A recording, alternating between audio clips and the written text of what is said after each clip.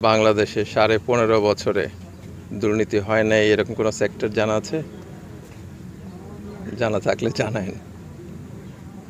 সেটারই আমরা নিরাময়ের চেষ্টা করছি, নিরসনের চেষ্টা করছি এবং সেটা করতে যে চ্যালেঞ্জগুলো প্রচুর আছে, সেই চ্যালেঞ্জগুলো আমরা মোকাবেলা করার চেষ্টা করছি। আমরা তো গ্যাস সংকটের মধ্যেই আছি, কারণ গ্যাস তো গত 15.5 বছর নতুন করে খনন করা হয়ই নাই।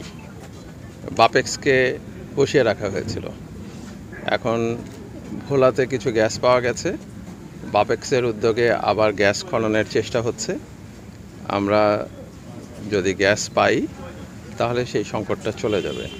সেই জন্যই আমরা কখনো এই কারখানা কখনো ওই কারখানা এইভাবে করে সার উৎপাদনের চেষ্টা করছি, যেন দেশে সারের সংকট না থাকে, যেন কৃষকরা তাদের কৃষিকাজের জন্য সার পান। এটা হচ্ছে আমাদের লক্ষ্য। শিয়া বাটার ও ভিটামিন ই সমৃদ্ধ lily glam beauty soap. Lily, always beautiful. এই লক্ষ্য বাস্তবায়ন করতে যে চ্যালেঞ্জগুলি তো আছেই। আপনারা জানেন যে গ্যাস যদি আমরা নিরবচ্ছিন্নভাবে পেতাম তাহলে সমস্ত কারখানাগুলো চালু রেখে আমাদের সার আমদানি করতে হতো না, তারপরে আমাদের আমদানি করতে হয়। এই অবস্থাতে আছি আর কি। বাংলাদেশে 15.5 বছরে দুর্নীতি হয় নাই এরকম কোনো সেক্টর জানা আছে?